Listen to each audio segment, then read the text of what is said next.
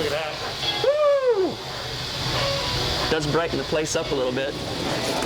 Goddamn production manager over here. That's a wrap. Cut.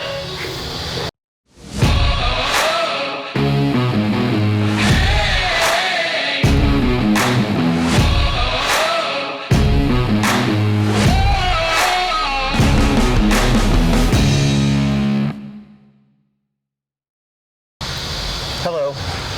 That's really simple intro. It's perfect. Go with it. Hello. I'm Josh Stacy. And I'm Matt Burkhart. As you can see, we are not behind barrels. Again. We're standing in front of these lovely cases of beer that were just packaged out today.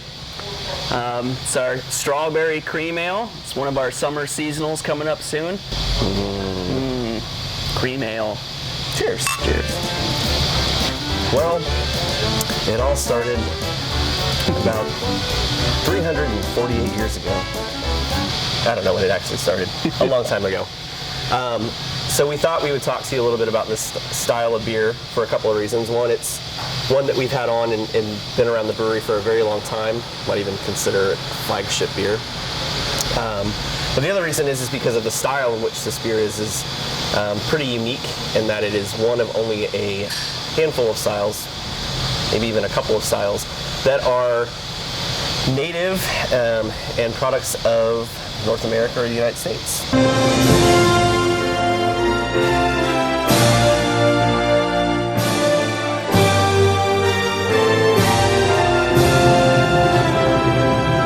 Yeah, I think there's only like 2 or 3 styles that you can literally say that were developed here. Well, there's the cream ale, there's the steam beer or the California Common. And then there's, strawberry milkshake IPAs.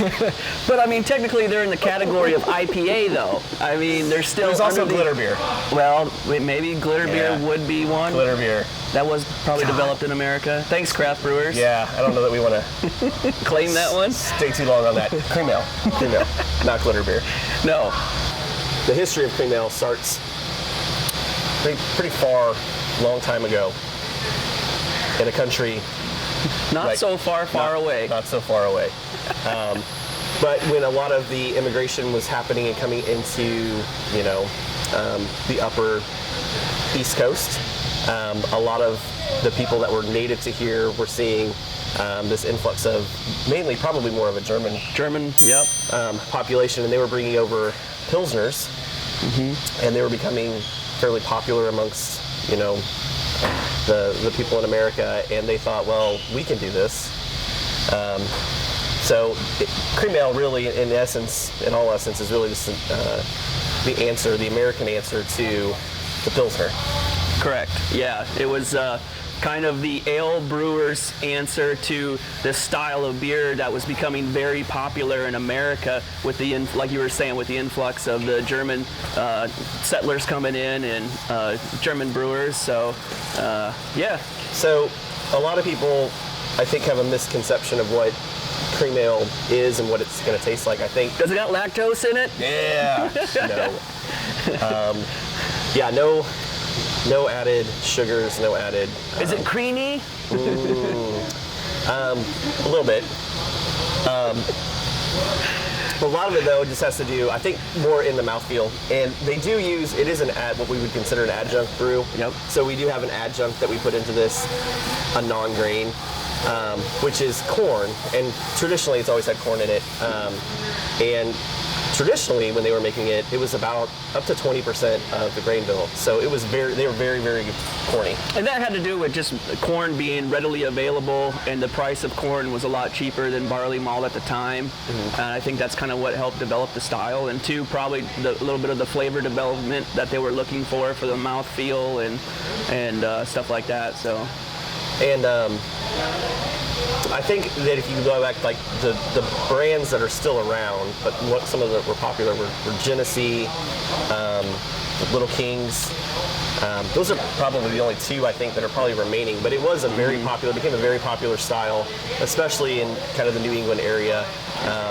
And it made its way across, but just like so many other styles, just kind of died away with the times and prohibition and everything else. And so I think it was really kind of the craft beer, just like so many other styles out there, that kind of revitalized this style in particular, and was one that we kind of gravitated towards really because of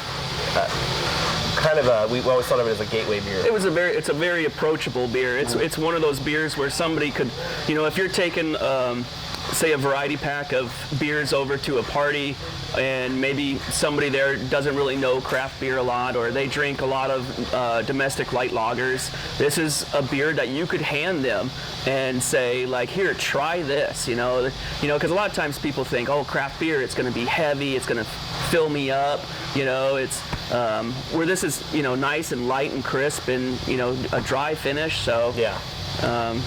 And I think the other thing with ours in particular is that we didn't really go as heavy-handed with the adjunct, as you see with some cream ales.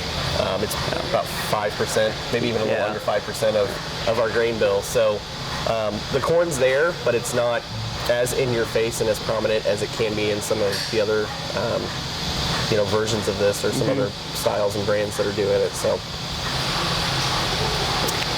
over the years, it's been a very popular beer for us in the tap room and out in, in our wholesale market. But another thing I think that's been kind of fun with this beer, as much as we make it, getting to play around with it a little bit. And so it's really been a carrier, or a vessel for some creativity on our end, especially after the partnership with the winery, in looking at trying to incorporate fruit into the process. And so you guys have been around, you've probably seen some of the variations that talked earlier about the strawberry cream ale, which is getting ready to come out very, very soon. So the base beer is still the base beer, and then we add fruit to it. Peach cream ale is another one, which will be out later this year. We've done cranberry. We've thrown a lot of fruits at it in R&D too. Some of them didn't quite turn out. But it's a good carrier, it's a good vessel, to play with some of these lighter fruits. So we've had a lot of fun with that. I think the customers have too. A good place to enjoy one of our cream ales Where's is that? Out in our gardens here at St. James. Yeah. Summer's coming, the springtime is here, the sun's out, and we actually have an official kind of opening day coming up. Opening day, yeah, we do this every year. It's kind of the kickoff to the season, and this year it's April 24th here in St. James. So, get your shades out, your Birkenstocks. Please, no socks. Come on out, grab a cream ale. We'll see you. We'll see you here. Cheers. Hi, Rod. Nice, simple, easy. Just like a cream ale. Nice, simple, and easy. Like a cream ale.